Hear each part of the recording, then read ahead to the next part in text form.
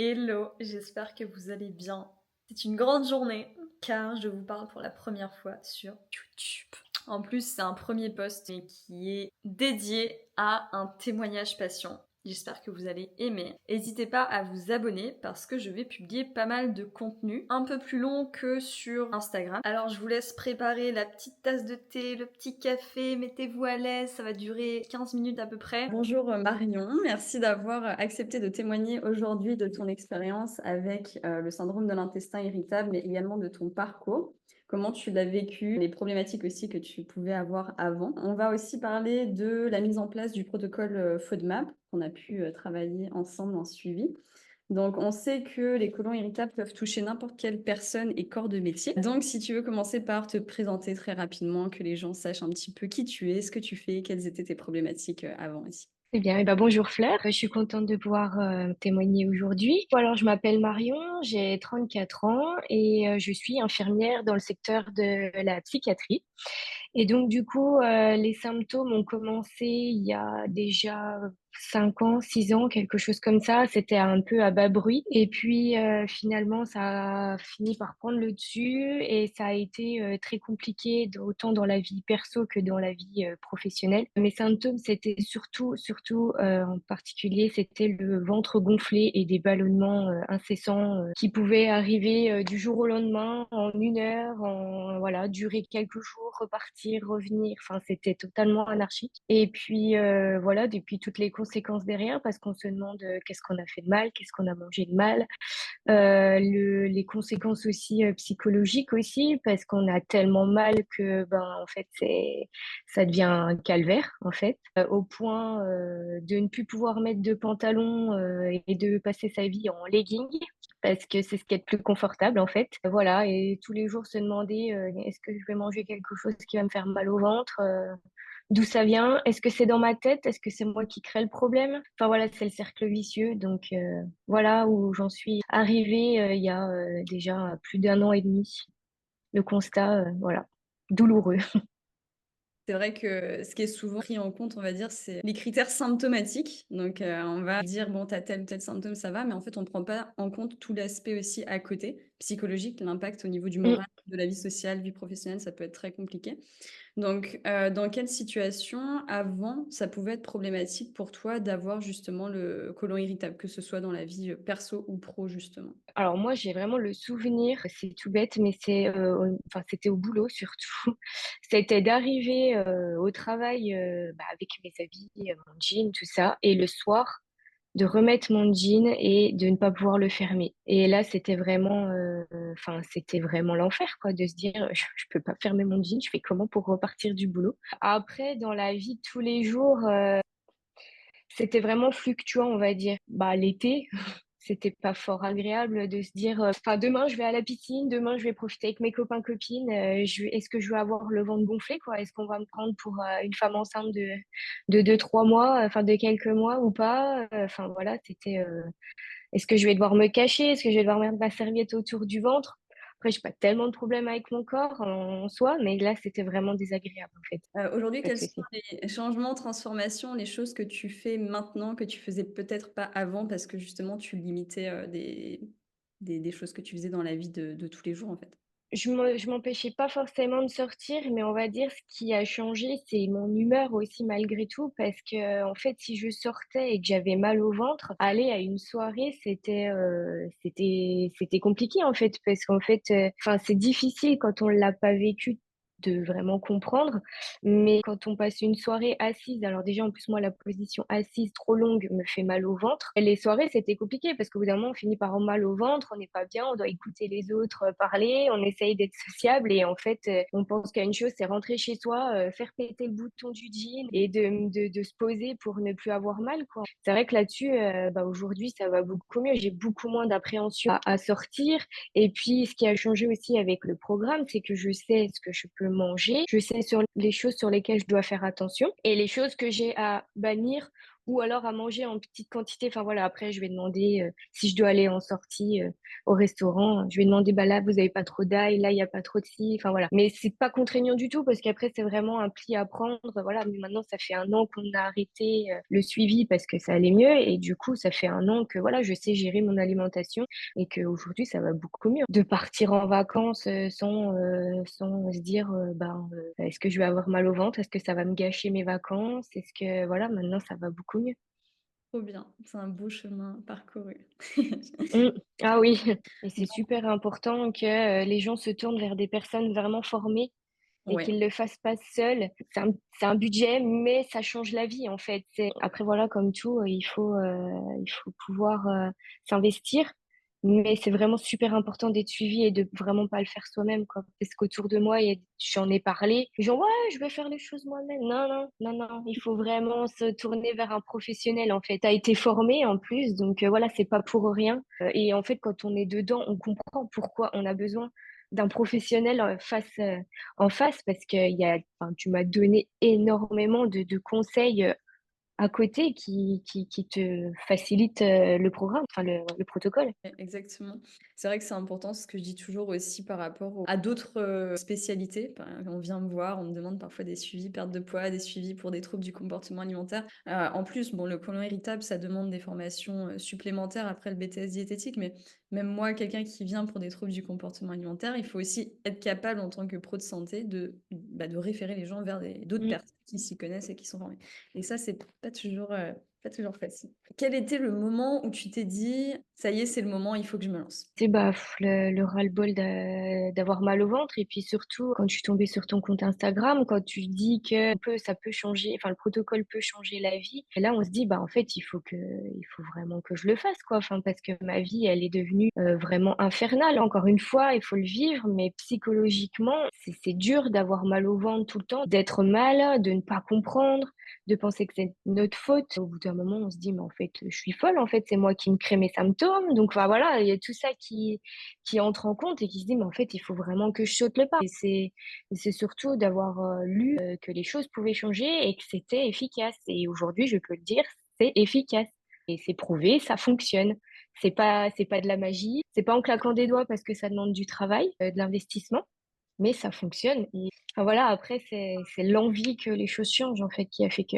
Oui, ce que tu disais, tu as l'impression d'être folle ou d'être seule à vivre tout ça, à te dire que les autres te disent: «C'est rien», à minimiser les symptômes et cetera. Le côlon irritable, ça a longtemps été, considéré comme une maladie mentale aussi. Mmh. Et Mmh. donc maintenant, il y a des médecins qui continuent à dire: «C'est le stress, il faudrait que vous ayez un suivi, psychologique». Donc les personnes forcément qui sont en détresse comme ça ou justement, voilà, c'est un handicap clairement au quotidien, très souvent, eh bien, on serait prêt à faire, tout en fait pour, essayer d'aller mieux. Mmh. Bien sûr, un suivi psy, ça peut être, intéressant parce que parfois on a des problématiques qui découlent de, voilà, tous les symptômes qu'on peut avoir au quotidien, mais ça va pas traiter la cause du problème qui sont les sensibilités comme Non. du Lofonmab, quoi. Pourtant, je suis infirmière en psychiatrie, hein, donc je connais l'importance du psy, mais à un moment donné, le psy ne fait pas tout. Il y a le somatique aussi derrière et là, c'est clairement mon ventre. Alors après, le pourquoi du comment on en est arrivé là, ça, c'est une chose et pour le dire, moi, voilà, j'ai vu une psychologue, pas pour ces choses-là, mais travaille sur moi donc voilà, au bout d'un moment, quand on va mieux et que le ventre il est toujours pas bien, c'est qu'il y a vraiment quelque chose de physiologique et pas que psychologique. Est-ce que tu te demandes qu'est-ce qu'elle va me demander comme question. Est-ce que, le fait que ce soit en ligne, c'est quelque chose qui te faisait peur à la base? Est-ce que toi, tu avais des appréhensions, par rapport, à ça? Alors, c'est vrai que moi j'aime bien être en face à face, hein, surtout quand je suis dans un métier où voilà, je parle beaucoup en face à face avec les gens. C'est qu'étant donné que tu es la première personne sur laquelle je suis tombée et que tu étais en Bretagne, donc très loin de chez moi, j'aurais trouvé ça dommage de me priver d'un suivi sous prétexte que, tu sois à distance. Aujourd'hui, on a la chance, voilà, d'être en visio. Alors OK, on n'est pas en physique, mais, après voilà, en discutant, tu très accessible, tu expliques bien que tu répondras pas tout de suite, ce qui est tout à fait normal, mais que dans les 48 heures, tu peux nous répondre. Tes réponses sont toujours super encourageantes, super rassurantes. Donc au final, je vois pas de différence avec, le fait de se voir en physique, enfin voilà, on s'habitue, on envoie un texto, on sait qu'on va avoir une réponse. Il y a franchement ce biais-là de WhatsApp est vraiment top parce que du coup, on n'a pas besoin d'attendre le rendez-vous, quand on a une petite question. Donc au final, ça change pas grand-chose. et je regrette pas du tout de l'avoir fait et si c'était à refaire, je referais la même chose. Je le ferais auprès de toi parce que vraiment tu as été, un soutien, enfin tu es au top quoi. Tu as toujours les bons conseils, les bons mots, une bienveillance, exceptionnelle, une compréhension, enfin voilà. Il y a la visio n'a rien changé au final. Merci Marion. Il y a des personnes qui ont été réticentes et qui au final étaient contentes finalement d'avoir un suivi en ligne parce que c'est vrai que quand tu es en présentiel, bah, si tu as un rendez-vous toutes les 3 4 semaines, Ouais, ensuite tu fais quoi en fait? Et surtout pour le protocole, enfin, il y a ouais. tellement de choses à voir de semaine en semaine, on adapte, on met 2 fois plus de temps. Qu'est-ce que tu dirais à quelqu'un qui a le syndrome de l'intestin irritable et qui hésite à mettre en place le protocole? Bah, je lui dirais de que s'il veut changer sa vie, il y a quelque chose qui existe, c'est certain. Je lui dirais de pas continuer de souffrir parce que ça, c'est vraiment dur et faut pas hésiter que ça sera de l'investissement, ça c'est certain. Faut être investi, il faut vouloir changer les choses, mais que c'est faisable et qu'il faut pas hésiter, en fait. Voilà, c'est 3 4 mois. Moi, ça a pris un petit peu de temps parce que bon, bah, voilà, j'ai voulu faire les choses, tranquillement et puis, après on choisit pas aussi comment réagit notre ventre. Mais voilà, je lui dirais qu'il faut vraiment pas hésiter, quoi, et qu'auprès de toi, en fait, ils trouveront tout ce qu'il faut comme, soutien, comme suivi et comme conseil. Vraiment, faut pas hésiter, quoi, que les choses peuvent changer et vont changer. Trop bien. Je pense vraiment ça va motiver des gens qui se laissent vivre avec en fait. Et après, c'est difficile, hein, quand on entend les gens, mais même partout. Je veux dire, moi, la première, on est là: «Ouais, ça marche, ça fonctionne et tout». Et après, faut se dire aussi que c'est quand même du boulot derrière, malgré tout. Faut quand même, faut s'investir. On peut pas faire ça, en se disant: «Ouais, bon, bah, allez, je vais suivre la liste, je vais manger ça». Voilà, faut être consciencieux, il faut bien tout noter et tout. C'est du travail, mais enfin, c'est quelques mois, c'est rien, en fait. C'est pas grand-chose sur une vie, quelques mois, résultat très rapidement. Et c'est pas magique, c'est réel. Enfin, je sais pas comment expliquer. C'est physiologique, ça marche, quoi. La physiopathologie, on la connaît, on sait que Mmh. c'est réel quoi, c'est là, c'est pas quelque Oui, chose oui, c'est ça, ça marche. C'est pas un produit miraculeux, quoi. ouais, un Ça outil. marche. Est-ce que ton Mmh. entourage justement, l'a remarqué? Est-ce qu'ils t'ont soutenu? Est-ce qu'ils ont compris un petit peu tout ce que tu mettais en place? Comment ça s'est passé pour toi? C'était pas forcément évident. Je pense que tant que les gens ne le vivent pas, c'est un peu dur à comprendre on s'investit dans un protocole. Moi, mon compagnon m'a toujours soutenue. Du coup, même maintenant, je sais, moi, je lui ai donné des conseils, du coup,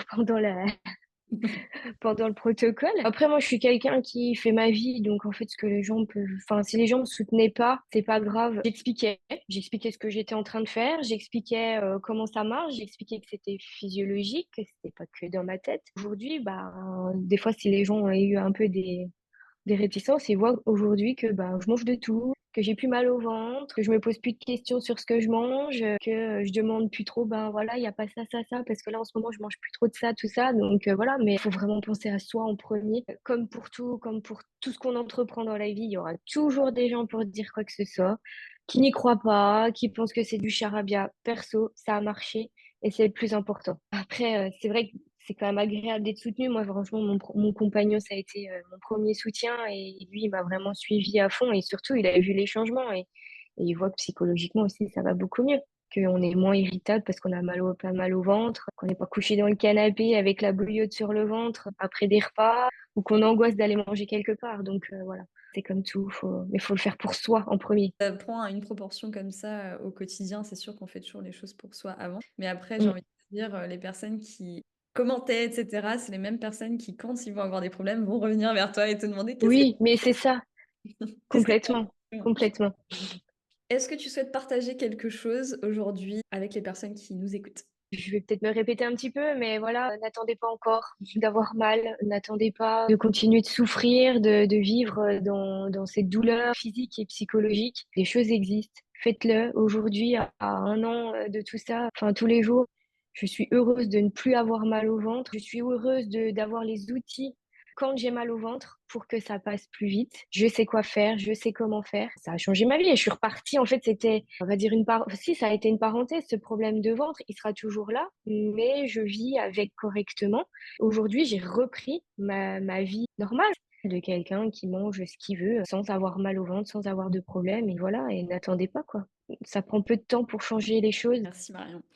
Est-ce que tu as 3 mots pour décrire les changements dans ta vie? Hem, 3 mots grâce au protocole. Alors attends, je réfléchis.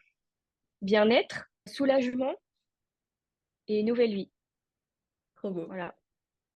Merci beaucoup Marion, d'avoir participé à ce témoignage en tout cas. Je pense que ça va Avec plaisir. faire du bien à beaucoup de personnes, même si elles ne mettent pas en place Ouais. mal de savoir qu'il y a des solutions déjà. Après, il faut se Mmh. sentir prêt aussi à se lancer dans tout ça. Comme tu dis, ça reste un investissement aussi de temps personnel. Mine de rien, bah, voilà, il y a pas que, les conseils diète ou autres, il y a aussi toute la mise en place. Le plus gros du travail Mmh. finalement, c'est le Bah patient. oui, Mmh, c'est nous, c'est sûr. De toute façon, le changement, il se fait que grâce à la personne qui le décide, c'est pas les autres, pour tout. exactement. Trop bien. Bon, bah, écoute, est-ce que tu as d'autres choses à ajouter ou tout est bon?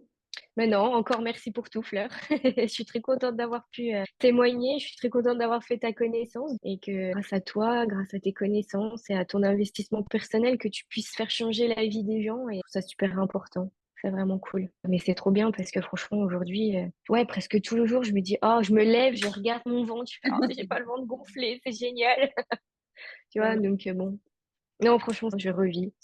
Merci Marion.